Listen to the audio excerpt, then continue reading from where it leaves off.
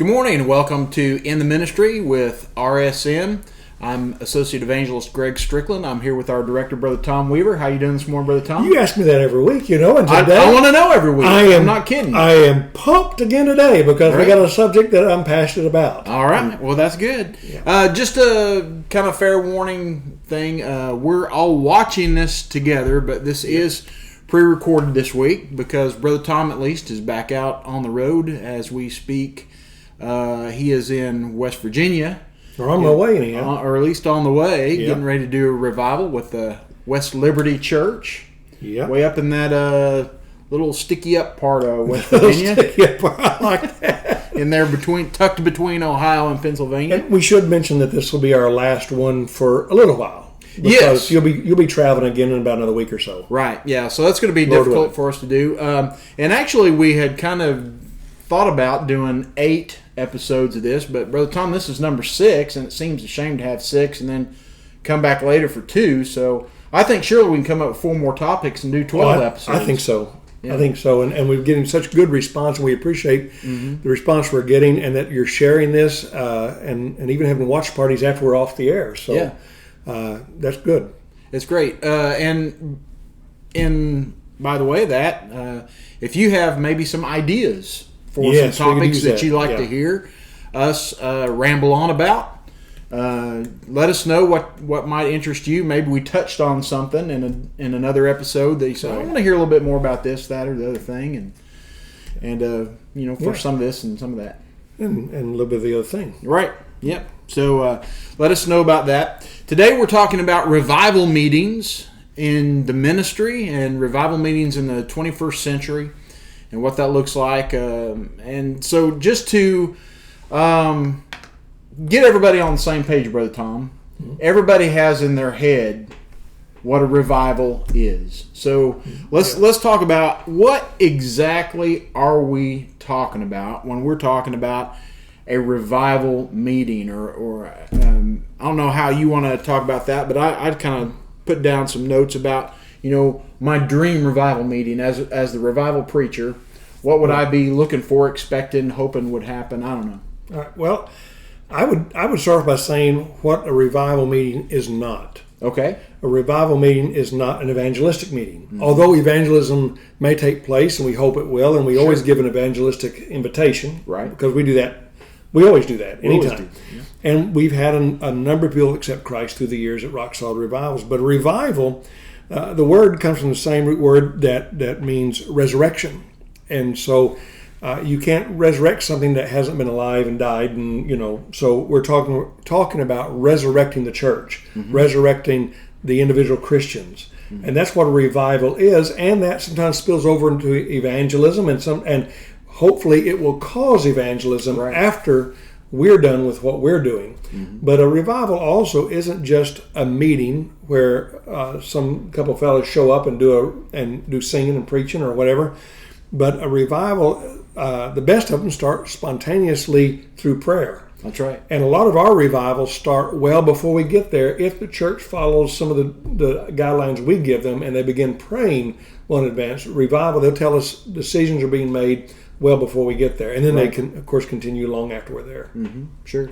Even more basic, just if you're completely uninitiated, we're talking about, 4 to 7 nights of church meetings, hand running, as we say down here, and 5 to 8 services. We're going to have preaching, usually a special speaker like maybe us or somebody else that we might bring in. Some special music, maybe we're going to bring in some singers or different things. Some children's programming, that'd be great. That's good. Bring in some workers. Children's programming that is geared toward teaching the Bible not just nursery time. No, and we were getting ready to do a revival in Nevada some years ago, and the youth minister knew nothing about revivals, never been. Like a lot of young men haven't been in revivals, and that's not their fault. And they told, we're going to have a revival. You need to get something together for the youth, and he was going to get bounce houses and do all this other stuff. And they explained to him, no, you need to do something different. And he organized that. He also was able to attend the adult services. And the last night he said, I've never been to one of these in my life, but I hope I get to go to a lot more. Mm-hmm. And just this week I talked to a man who's new at a church that we were scheduled at, and he said, "What do I need to do? I've never been to revival in my life." And he's not terribly young, and that's the case with a lot of folks today. Right. Yeah. We hear guys that say, "Well, I didn't think churches did revivals anymore." Well, we're pretty busy, so they're doing them. Yeah, we're booked into 2026, and this is 2020 right now. Right. So not full into 2026, but full for several years ahead. Yeah. Yeah.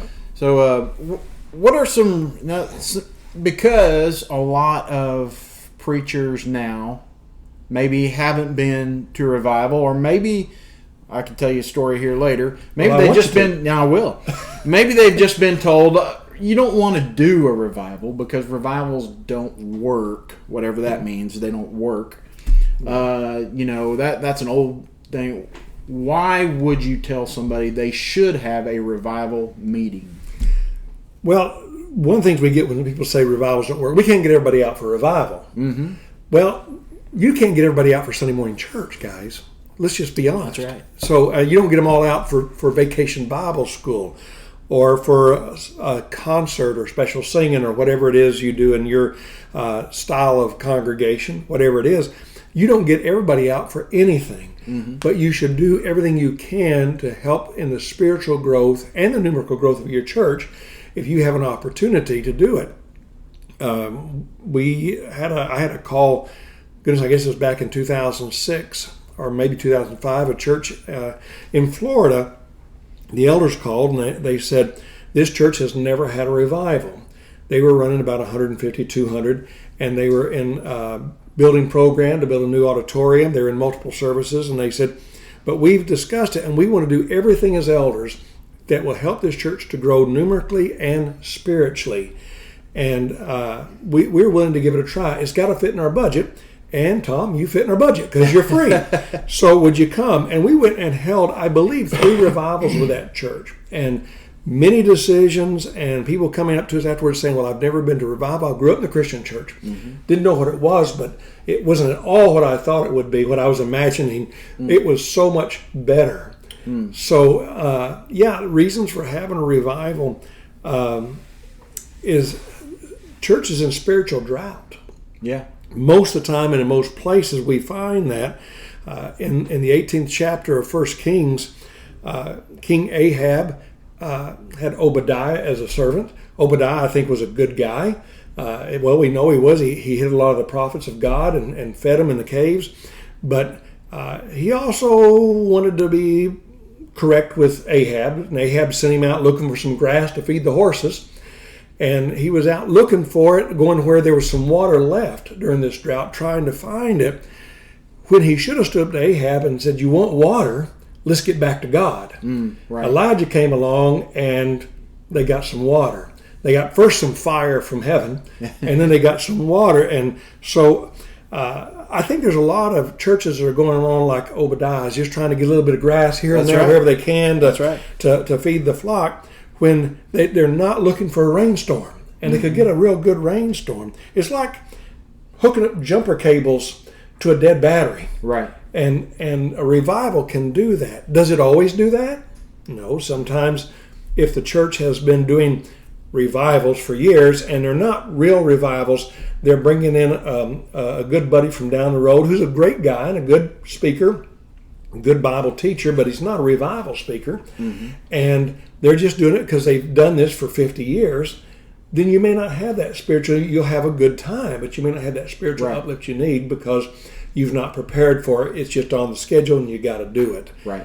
But you got to prepare for it. Right. But anyway, that's some of my reasons why I'd say hold a revival. Yeah, there's definitely a difference between having a revival and holding a revival meeting.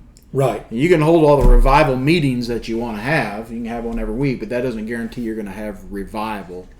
That revival meetings are just a tool of revival. We'll talk about that in a little bit. But I would agree, it's just something else to encourage and revive your congregation. And what I've found, Brother Tom, is when I was in located ministry and we'd have you come and preach a revival at our church or some other good speaker come in and do that, they would say some of the very same things that I've been saying maybe for years. Right. Because I believe, and I think we touched on this in another episode as well, that if I'm praying to God about what I need to say to His church, and you're praying to God about what you need to say to our congregation, and this guy's praying about what God would say to his congregation in this nation in which we're all going through a lot of the same things, if we're all actually asking God for that message and that information and that help, we're probably all going to be saying a lot of the same things. How many times have we done a revival and the preacher say, that's just what we needed, or I just preached on that subject, a variation of it just 2 weeks ago because we needed it so badly, and we had no idea. We'll go into an area and they'll say, did somebody tell you about this problem we're having? No. We're very careful. We ask preachers not to tell us. Right. And we just, that way the Holy Spirit leads us, and it may be the same topic I spoke at a church 3 weeks ago, yet what this church gets out of it is totally different. Right. And it's what this church needs. Right. And honestly, something frustrating about that for you, the local preacher, is going to be you're going to have some elder that walks up and says, man, he was right about that. I've never heard that before. You've been preaching on that for 6 months. Yeah. You know, but listen, as a local preacher, I didn't care. If you didn't hear me say it, but you finally heard somebody else say it, and it finally clicked with you for whatever reason that was, great. Just so we can finally understand the message. And we don't know that Obadiah didn't say to Ahab, we really need to get back to God. Mm-hmm. A number of times Ahab didn't listen, didn't hear it, and then Elijah comes along and says, get off the fence. Mm-hmm. And we can get by with some things. Oh yeah, that the local preacher can't get by with, and because, as I say often, we're leaving in a few days. Yeah, 5 sermons in a fast car. That's right. That's right. That's what it is now. It used to be sometimes some of the evangelists, Archie Word used to sometimes preach for 4 weeks to 3 months in revival. I don't know how he did it, but nowadays churches can only take so much, it seems. But it does give them that shot in the arm they need to get going. Mm-hmm. I'd say also it's another thing to invite people to. Yes, like you said, you're not going to get everybody, but you may get somebody, and you're going to get somebody that it helps. Somebody that changes. I've had preachers say, "Well, I'm sorry we didn't have a very good attendance this week," and I always just say, you know what? I believe that God got the people here that He wanted to be here, that needed to hear this. And maybe there were some others that needed to hear it, but He let them have their way. But somebody got something out of it. Somebody was changed. Hopefully, everybody was changed because God's Word works. Well, too, if a church has 200 people and 40 show up for revival, and the preacher says, well, that's why we don't do revivals. Those 40 people needed it. That's why they're there, and they're getting something out of it. Another 30 may show up for VBS or something else, but these people need this, and that's why they're there. Now, one reason only 40 may show up is because, well, preacher and elders, you didn't do the pre-work to get ready for it. You just said we're having a revival. Maybe you announced it the Sunday before, and there we are, and that's another frustrating thing we can talk about. But sometimes it's circumstances or location or shift work, and people can't make it. Right. But those who come can carry that revival out. Right. And they do need it. Yeah. We don't need, if we have a church of 150, we'd love for 150 people to show up, but we don't need to revive 150 if we just revive 5 or 10 people. And let's make it clear that if you're praying about it and you're working for this revival and you're preparing for it, many times if your church has 150 on Sunday morning, and we've seen this, we may run 200 every night of the revival. Right. And that used to happen at your congregation. Sure, yeah. Because your people really got out there and worked at it, and it was something special, and they were excited about it. And I might put this out. People say this is for old churches. Yours was a young congregation. Yeah. As a matter of fact, some of the best revivals that I've held in the last 16 years have been at churches that are less than 5 years old. Right. And having been a new church evangelist, I know the one reason is that in a young church, everybody's willing to try anything. They're ready to grow their church. They're ready to do whatever it takes. They're spiritually hungry. and they say, yeah, I don't know what that is, but let's do it. And they'll start inviting friends, and they'll be telling, I don't know what this is, but it's going to be good. Right. And they show up. Yeah. So it's not just for old congregations. Right. Yeah, both of us, Brother Tom, have been involved in church planting. Right. And have always utilized revivals as part of our programming in the church and what we do. And I can definitely say that the two churches that I was planting or first minister of, first church that we planted, we had 10 people, my family 5, and our other planters' family of 5. We grew to over 110 in a rural community out in the country in just a year's worth of time. One of the best revivals that we've had. Lots of decisions. Everybody came out in a foot of snow. Yep. In a January revival, something like, I don't remember if it was January. Community building and no plowing in the parking lot. Yeah, no plowing. We just drove up in there and, however, I don't know how we did it. I guess God kept people from getting stuck. But that was great. And the last church that we were in, which was a new congregation, we had Sunday morning crowds every night, and some that exceeded the Sunday morning attendance, and because we had youth programming going on, we were bringing in families. That was in the heat of July. I was going to say, I remember that the temperature outside was hitting like 113, and we were in a metal building, and 30 minutes early, cars started coming down the road. You just look out there, start coming down, and little kids pulling on their parents' arms, wanting to get to the children's program, and parents coming, and that's another thing we can talk about, things that will help as far as a revival meeting. Revival really is. Doesn't have to be a meeting. We want to make sure we make that clear. But we're talking about revival meetings and services in particular today. Right. I would also say revival meetings are important. We should hold revival meetings because, preacher, you need it. Yeah. And there's we have so many opportunities to watch great preachers online today. We've been enjoying that. Yes. But we also know from what we've been going through right now that there's nothing like sitting in church with your congregation and hearing the preaching and singing with everybody and all those kind of things. And preacher, you need the opportunity to sit in your building with your people, be one of your people, and hear God's message preached. Yeah. So many times we hear preachers saying, well, this was good for me if it wasn't good for anybody else. Right. I really needed it. And I've had preachers tell the congregation, these are scheduled for me as much as anybody. And we always encourage, if you have a youth minister, don't put him in the children's program. First of all, don't have a program separate for your teenagers. Middle school or junior high on up needs to be in an adult service. They need to hear adult preaching. But children's programming is a good thing. Your youth minister can take a turn. But he should not be the one running it. He should have an opportunity to sit with his wife and be fed as well, because he's needing that.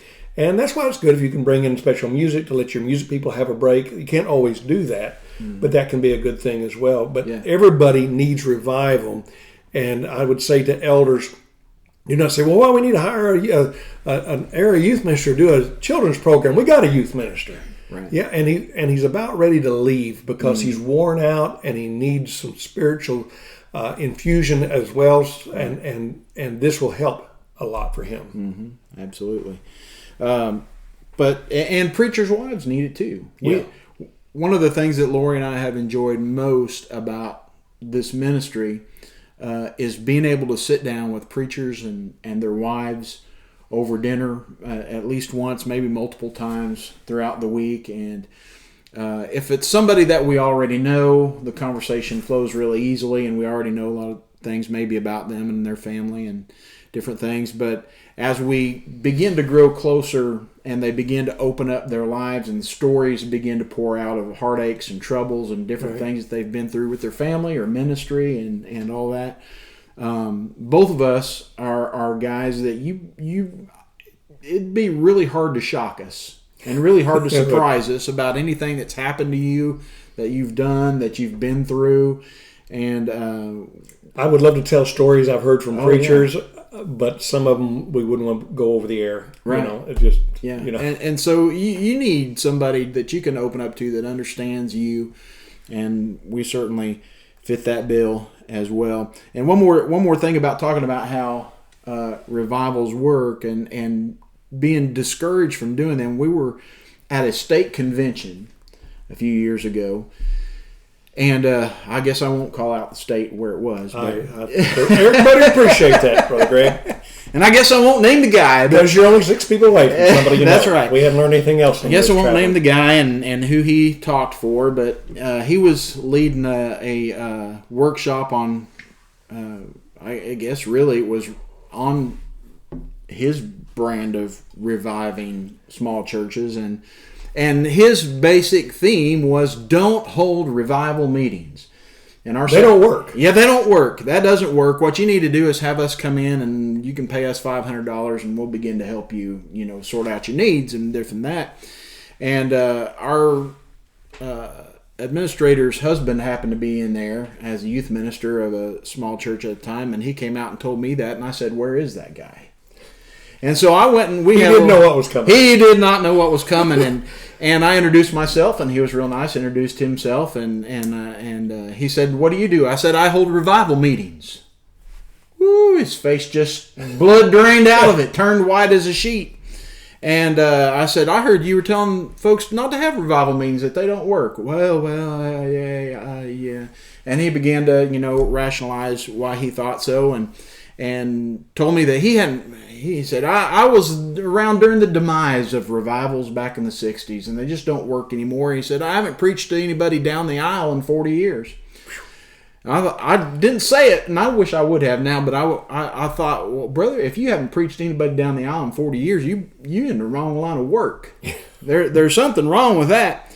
But, if you don't believe that God's word works, that God's word changes people when it's preached, then why are you doing, preacher, what you do on Sunday morning? If preaching 5 messages in a row over 4 days doesn't work, then why even bother preaching one on Sunday morning? I totally agree that if we don't think it's going to work, then we don't believe the Bible's going to work. That's right. And I realize times have changed. And some of that's not so good. That time has changed because we've gotten away from getting the fire that we need. And we've gotten to where, again, we're just out trying to feed the flock as best we can and try to keep everybody calmed down. Mm-hmm. And sometimes we don't want a revival because it stirs up the church. Yeah. It stirs them up and says we're going to work, and they don't want to work. Mm-hmm. Sometimes it's because nobody wants to do the work to prepare for revival, or they think they're going to hear something they don't want to hear, and which says something about what are we hearing every Sunday. Right. Right. Well, how could we're talking about revival meetings, and we said revival meetings are part of, but not just revival. So how could we make the revival meeting a useful tool in a real revival, bigger revival of our congregation and our community? I want you to start with that one, because if you don't mind, because you came, you were in local ministry up until 5 or 6 years ago, mm-hmm. and I've been out for 16 years now, so I think it'd be better for you to go with that. Well, I've got several ideas about that, but one of the things that I would say is that a revival meeting is a great part of kind of the life cycle of the church, and maybe that idea is a little bit foreign to you, and I don't really know if it's something that anybody else has kind of stumbled on besides me. I'm sure there's probably people smarter than me that have written about it, but as you kind of get to know your congregation over a few years, you kind of, hopefully, you'll fall into this cycle where you're winning some people, and if you win several people, then hopefully you're going to spend a large amount of time beginning to teach those people and disciple those people and begin to grow those people. As you do that, naturally, out of that and those people's relationships, you begin to form other relationships with more people that you can facilitate them reaching their friends and family. And so what I found was, and in our last ministry, we had revival meetings just every 2 years. I've been in churches where we had one in the spring and one in the fall, 2 a year, and that was great too. But having one every other year allowed me to kind of help guide the church through this life cycle where we were really focused on evangelism, and then we were kind of focused on growing people spiritually. And by the time that we came back to that revival meeting a couple years later, we had either gone through another kind of big harvest of souls, or we were at that point and we saw that happen during the revival sometimes before, and the revival just came and just kind of breathed new life into what we were doing so that we can continue on, or maybe it was during or just after. But it just kind of became part of that cycle of the church where, okay, now we're beginning to remember where our focus is. And just like what you were speaking about earlier, as churches and leaders even, we can go out looking for grass. What are we going to help feed the congregation with? What will get people in seats? And this revival, the idea of revival and revival meetings says, let's focus on where the real power of ministry is, right? On prayer and on the Word. Right. And so we get that focus in revival, we work through it, and we come back around to revival. And revival meetings, I think, are either, they serve one of two purposes. They can either be the gasoline that primes the pump, that gets the engine started. Right. And we've seen that in some meetings. Went to a church, I won't tell the whole story, but 4 people showed up on Sunday morning. 2 couples and the preacher and his wife. I'm not discounting the preacher, his wife, and a couple of their kids, but 4 people besides the preacher's family showed up. And obviously, nothing seemed to be happening much there at the church. There was kind of a depressed feeling about it, but they went ahead and had the meeting. By the time Wednesday night came around, we had 50 people on Wednesday night. Yeah. And that was a meeting that was, the revival meeting was the gasoline that primed the pump. I'm excited about the one that you're going to do here in a couple weeks, and I'll give a shout out to Little Dove Church of Christ over in West Virginia, because our preacher friend there, Brother Chris, has, over the last few weeks, has been, seemed like, baptizing people left and right.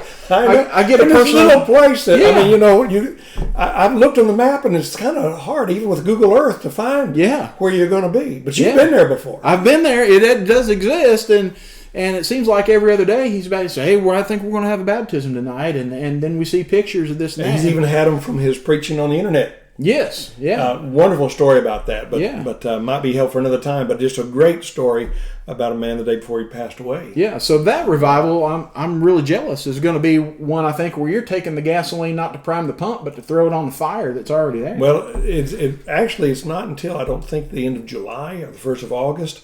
I think while we're on our way, we hope and pray to Canada. Mm-hmm. We don't know whether that's going to work out this year or not, but still, that's going to give him all the more time. Mm-hmm. And he seems to be burning it up there and reaching out to people. But there's a lot of churches that just, some of them are small, and some of them, they'll reach a neighbor or two. I had one Sunday morning, went to a church of less than 20, and it was my first revival there. I've had a lot of them there since then. And they had church, then Sunday school. And a lady came forward during the church, a young woman, and I didn't know too much about her, but after the service, I was down by the front door because some people kind of sneak out before Sunday school, and the preacher came down and said she would like to speak with you. Come to find out, she was of the Catholic faith, and she had been very depressed about things, and she didn't know what revival was, but she saw the sign and thought, I'm just going to try this thing. And we baptized her that week. And then the next time I went back, her husband was there and her kids were there. And sometimes the church is like that. Sometimes, let's be honest, and we just need to be honest about it. Some churches are in a location where the population has died, and they're dying too, and they're just barely hanging on. And we've said sometimes we go in there it's like holding the hand of a good friend who's dying. And we go in there once a year and we give them some strength, some hope.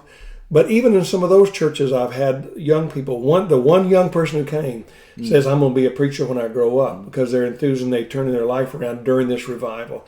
So even though that church may be gone in a few years, this revival is doing some good and may do good for the next 50, 60 years through this one young man. Right.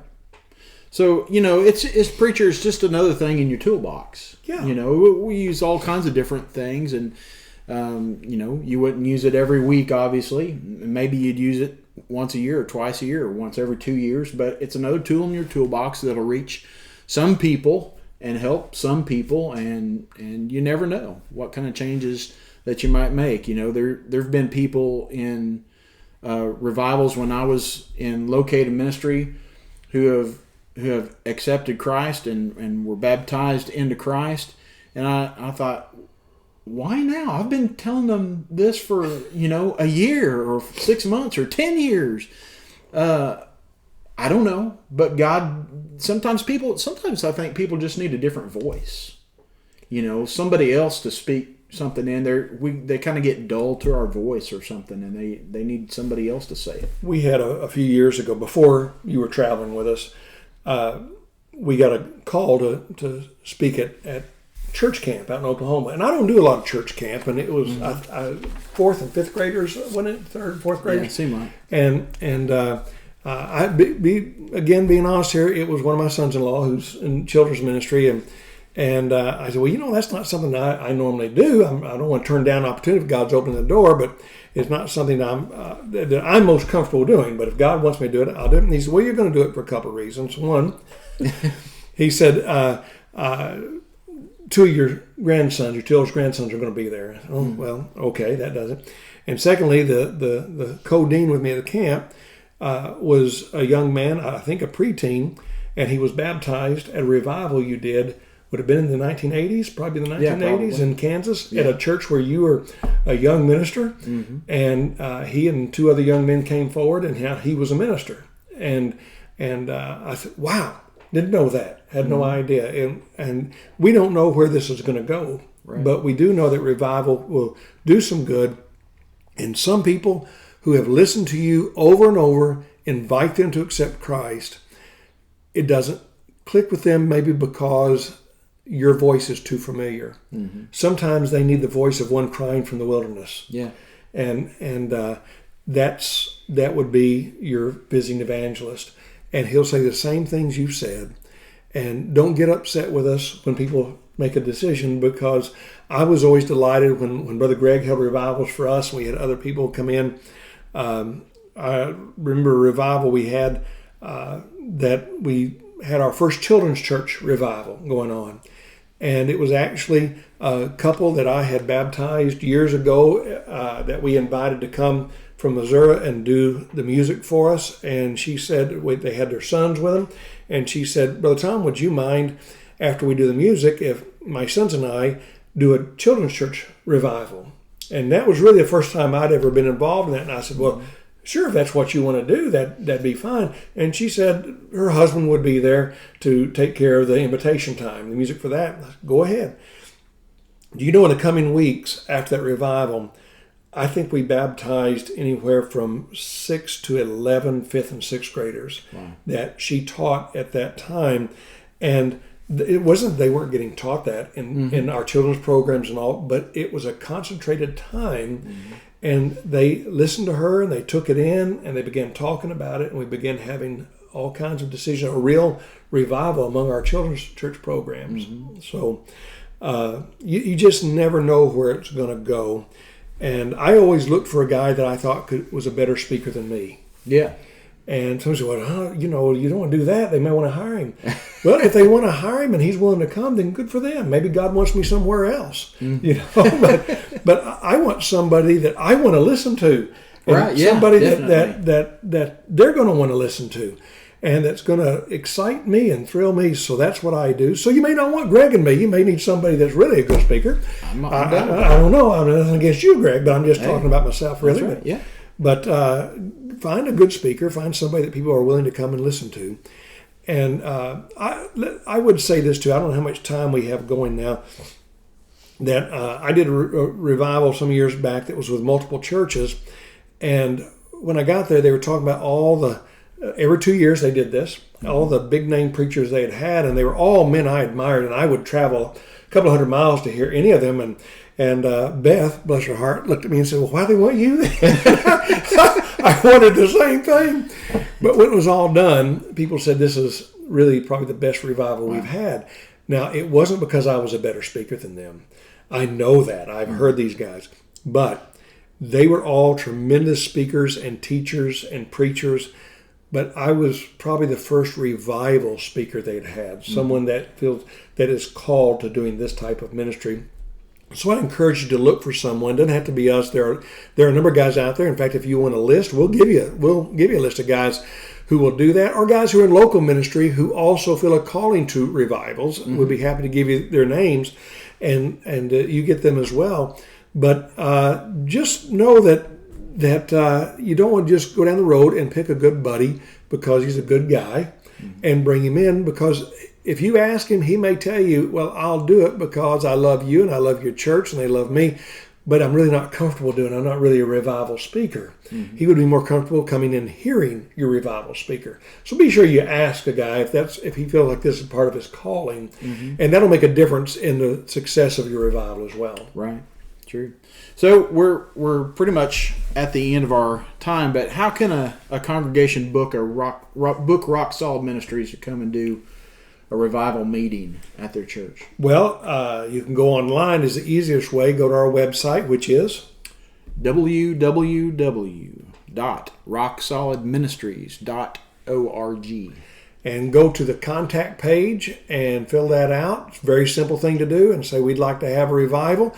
If you'll go to our to the website and look at our calendar, you're going to have to go forward several years. I don't have anything open until 25, I think. Maybe in 24, I'm not sure. And you have some in 24 still? Yeah, maybe 23. I don't know. But, with everything that's happened, we may have some here this year. So, yeah. And we have a waiting list. Yes. I want to get that down too. You can sign up and say, put me on the wait list. And I would also like to have this revival at this time. And if you book us 3 years out or 4 years out, you say, that's a long time. I'll wait till it gets closer. If you wait till it gets closer, it's going to be just as far away next time and maybe further. That's right. So, Lord willing, anyway, that we're still doing this. So go ahead and put that down. Get on our wait list. We usually have at least a dozen churches on there, but it's not a first come, first serve on the wait list. On the wait list, if you're in the area of where a church has canceled and we're traveling that area, then we may come to you. Last year, I was traveling to Florida a year ago, January, to do a revival, to meet with Beth and I were going down to meet with Greg and Lauren to a revival. And a friend that I had known for a long time and never done a revival before had moved to Alabama. I called him to see what time their morning services were, because we knew we could leave here in North Mississippi and make it in time for Sunday services. And I wanted to hear him preach. I'd heard him at a camp meeting. He was a good speaker. Knew it would do me a lot of good. And he told me, and then he told me a couple of days later, I got a call and he'd lost his voice. He said, "Since you're coming through, why don't you speak?" And I spoke, and they said, book him for a revival.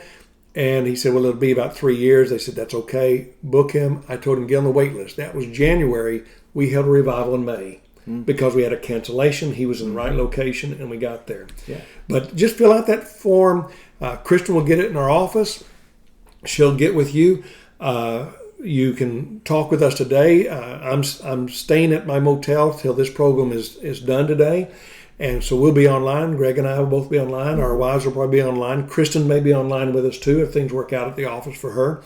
And you can say, I'd like to do this. Can you talk with me? And we can get on a private message. And, this would be a good time right now. Absolutely. And we might mention that the financial cost to church for having Rock Solid Ministries is zero as far as we're concerned. Right. We encourage you to put some money in it for yourself. Right. In promotion and maybe in some dinners and things to get people to have. If you want to bring in a good music group or a children's minister to do a children's revival, spend your money on those things. We're going to come and do our part absolutely free of any charge. We don't take up a love offering. If you want to give one, that's fine, but Yeah. we do not expect it, not looking for it. And we take care of all of our own travel expenses, hotels, meals if need be. But we're up for a free meal. We'll always take a free meal. If somebody wants to take us to dinner, that's fine. Love visiting over dinner. That's great. That's right, and we'll even buy our own dinner if we need to. Right. But love to visit with folks. But it is free, and as Brother Greg says, use the money to bring in a singing group. If quartet music is what your church likes, then bring in quartet music. If they're contemporary, then bring in contemporary. Don't say, well, we're going to show this church what contemporary Christian music is when you're used to singing out of the hymn book and old hymns. You want to do that? Do that on your time, not ours, because we don't want that argument while we're there. Okay, but and in the same way, don't say, well, we're going to have an old-fashioned revival and bring in a quartet when your congregation never does that, and you don't even know if they'll like it. I happen to like all kinds of music, but do what fits your congregation while we're there or anybody else doing a revival. Mm-hmm. And can I throw a few other things out, because we don't have people throwing out questions now. Right. So let's just bring this up. Maybe if somebody has a question, is it okay to have a church election the day you're starting a revival? No, don't do that. Don't do that. We've had that Please done. do that. We don't need that. Boy, talk about put a damper on a revival. That or having music that doesn't fit your congregation. But use the money. Our last ministry, when we realized that revivals, we finally figured out how to make a revival work, a revival meeting. With having the children's programs and guest singers and all, we'd set aside about $1,800. We paid our speaker, we paid our singers, and then we would paint an old coffee can, put a slit in the top of the cover, and put it out there and have something on for the children's minister. Bring in a children's minister from an area church every night, and we would mention that Ken is back there, put in a contribution. Sometimes he got more than the singers did because people were so appreciative of that, and also either take turns or have or hire someone to do a nursery. Yeah. If you're bringing in somebody to do a children's program, you might want to have people take turns being one local person in there in the children's program, so that you have a little bit of discipline. The kids know that that grandma's in there and she knows everybody, or something like that, and also for safety in today's world is a good thing. Absolutely, to do and just in mentioning that, do your due diligence about background checks if you need to do things like that. If it's a staff member from another church, you might be good with that and be okay, but you obviously want to be careful. Just thinking about that. I believe that's it. All right. Well, I'm ready for revival. Oh, me too. I'm ready to get back on the road. So we're going to sit here a few more minutes and just put your questions in the comment page here as we're watching this together. And we'd love to visit with you. And again, upcoming episodes, let us know about some things maybe that you want us to talk about and that you would like to pick our brains over, and we'll try to pick them for you. Right, and maybe this summer we'll get back with another set of programs. Yeah, Lord willing. Absolutely. And we hope you'll be there for that. Please be sure and share this program, and it will be on audio podcast by maybe about 1:00 this afternoon. Okay. Yep. It'll be on our Facebook or on our website as well, on our media page under videos, and you'll find the In the Ministry with RSM videos on that video tab of the media tab. So that all the way down. Keep there. on going down. Yep. So God bless you. Have a great week, and Lord willing, we'll see you soon.